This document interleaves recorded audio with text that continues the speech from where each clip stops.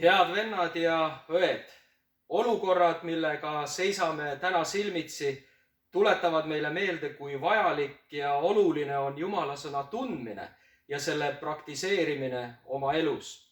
Apostel Pauluse julgustused kogudustele on siinkohal suureks toeks ja abiks, et minna läbi neist võitlustest. Soovitan, armsad kaasvõitlejad, üksteist julgustada ja julgustan ka teid omalt poolt uskuma ja praktiseerima vaimulikku sõjavarustust, millest Paulus kirjutab efeslastele. Tsiteerin Jumala sõna Efesuse kirjast 6. peatükk 10-18 salmid. Viimaks veel, saage vägevaks issandas ja tema tugevuse jõus. Pange ülle Jumala sõjavarustus, et te suudaksite seista kuradi salanõude vastu. Meil ei tule ju võidelda inimestega, vaid meelevaldade ja võimudega, selle maailma valitsejatega, kurjade taevaaluste vaimudega. Seepärast võtke kätte kõik Jumala sõjavarustus, et te suudaksite vastu panna kurjal päeval ja jääda püsima, kui te olete kõik teinud. Seiske nüüd ja teie niuded olgu vöötatud tõega ja teil olgu seljas õiguse soomusrüü ja teie jalgades olgu valmidus minna kuulutama rõõmusõnumit rahust. Kõigepealt aga võtke kätte usukilp, millega te võite kustutada kõik põlevad nooled. Võtke ka päästekiiver ja vaimumöök, see on Jumala sõna, ja palve ja anumisega palvetage igal ajal vaimus ning selleks valvake kogu püsivusega ja eespalvetega kõigi pühade eest. Apostel Paulus palub Tiitust, et ta tuletaks kogudusele meelde kristlaste kohustust maailmas. Ja tsiteerin ka Pauluse kirja Tiitusele 3. peatükk 1. ja 2. salm. Tuleta neile meelde, et nad alistuksid valitsejatele ja võimukandjaile, oleksid kuulekad valmis igale heale teole, kedagi ei teotaks, oleksid rahupüüdlikud, leebed, osutades kõigi inimeste vastu igapidi tasadust. Head sõbrad, selles olukorras on ääretult oluline, et me igaüks käituksime vastutustundlikult ja arukalt. Eesti Vabariigi valitsus on teinud ka määruse, mis puudutab antud olukorda, sealhulgas ka Siseministeerium, kes on kiriku elu korraldust määrusega reguleerinud ja siinkohal loen ette mõningad punktid sellest korraldusest. Kuna inimeste kogunemiste keelamise eesmärgiks on koroonaviiruse leviku ennetamine ja tõkestamine, siis laienevad piirangud ka Jumala teenistustele ja teistele sarnastele kogunemistele. Kõik usulised avalikud organiseeritud üritused, sealhulgas avalikud jumalateenistused, kirikukontserdid ja muud inimeste kogunemised tuleb lükata edasi või ära jätta kuni uute juhiste või eriolukorra lõpuni. Nende vahendamiseks soovitame kasutada elektroonilisi vahendeid. Riik tagab ka eriolukorras oma kodanike ja kõigi Eesti inimeste usuvabaduse, arvestades samas inimeste tervise kaitse kaalutlustega.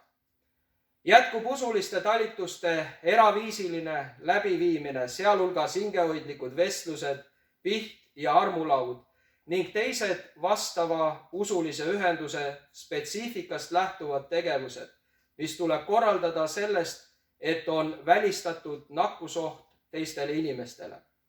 Selleks et inimesed saaksid täita oma isiklikke usulisi vajadusi, võivad usuliste ühenduste kasutuses olevad kirikud ja muud palve- ja pühakojad jääda isiklikeks külastusteks avatuks.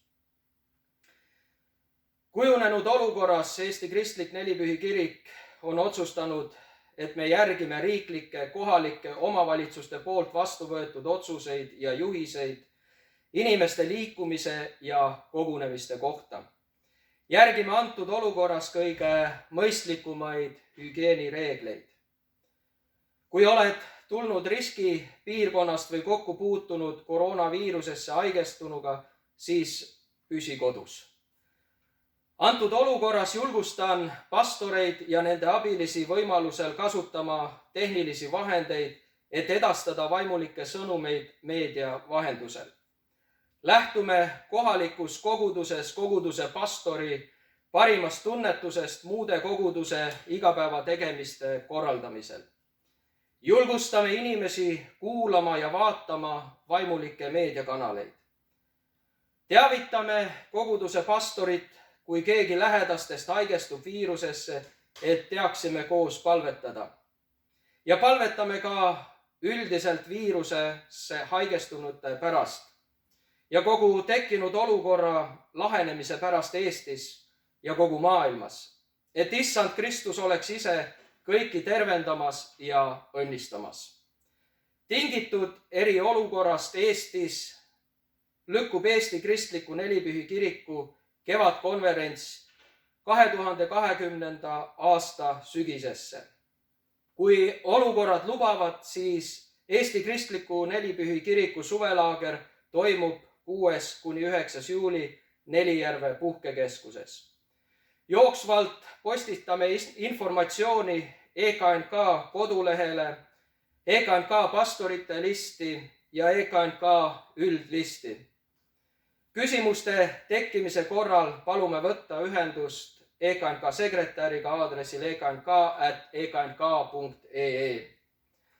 Välja kuulutatud eriolukord on eelkõige vajalik selleks, et meie ühiskonnas viia nakatumisoht võimalikult minimaalseks. Ja siin tasub endiselt jälgida Terviseameti suuniseid ning riigi ning kohalike omavalitsuste otsuseid. Head vennad ja õed, kutsun teid tekkinud olukorras isiklikule palvele ja paastule esmaspäeval 16. märts 2020. Ja lõpetan Apostel Pauluse üleskutse ja julgustusega, mida ta kirjutab Filippi kogudusele 4. peatükis 6.–7. salm. Ärge muretsege ühtigi, vaid teie vajadused saagu kõiges Jumalale teatavaks tänuütlemistega palumises ja anumises. Ja Jumala rahu, mis on ülem kui kogu mõistmine, hoiab teie südamed ja mõtted Kristuses Jeesuses. Armu ja rahu teile, armsad vennad, õed. Tänan tähelepanu eest.